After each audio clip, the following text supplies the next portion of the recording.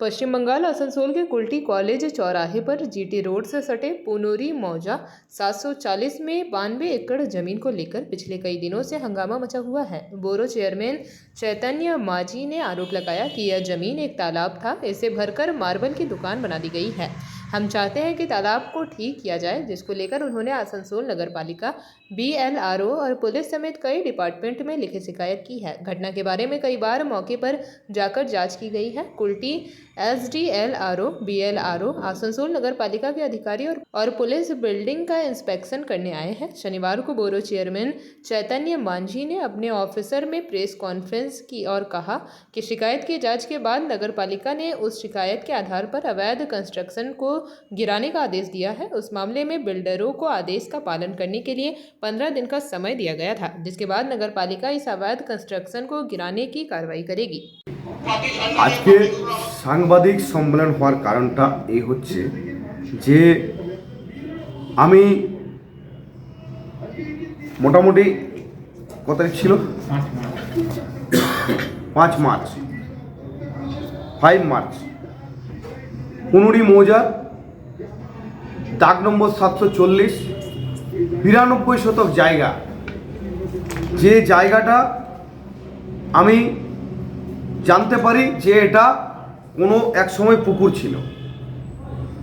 পরবর্তীকালে BLRO office, SDLRO office এবং আমাদের কর্পোরেশন সব জায়গায় তদন্ত করি এবং তদন্ত করে জানতে পারি যে এটা পুকুর ছিল এবং তার সমস্ত পেপার সংগ্রহ করি, যে পেপার আমাদের কাছে একদম মজুত আছে। কত নম্বর ওয়ার্ড পড়ছে এটা? ওটা ওয়ার্ড পড়ছে অ্যাকচুয়ালি 62 নম্বর ওয়ার্ড।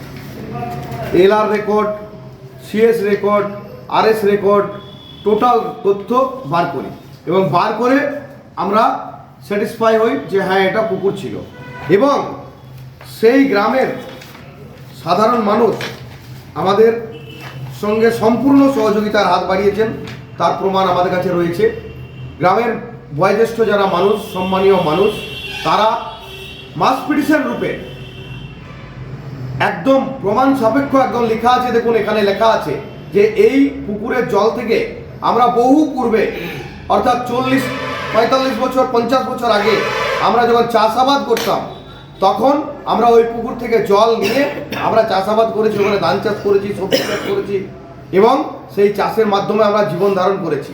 আজকে সেই জায়গাটাই যে পুকুরটা ছিল, সেই পুকুরটা এই অবৈধভাবে ভর্তি করে, যেখানে বর্তমানে এখন বিজনেস খুলে বসে আছেন কুল্টি মার্বেল হাউস, মনোরমা মাঝির husband Bijoy Majhi and others, এবং তার সাথে আরও সহকারী যারা রয়েছে তারা রয়েছে।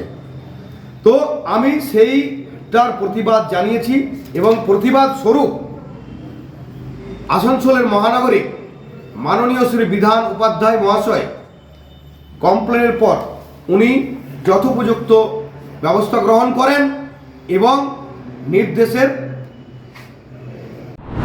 JP भारत लाइव, भारत की बात JP के साथ।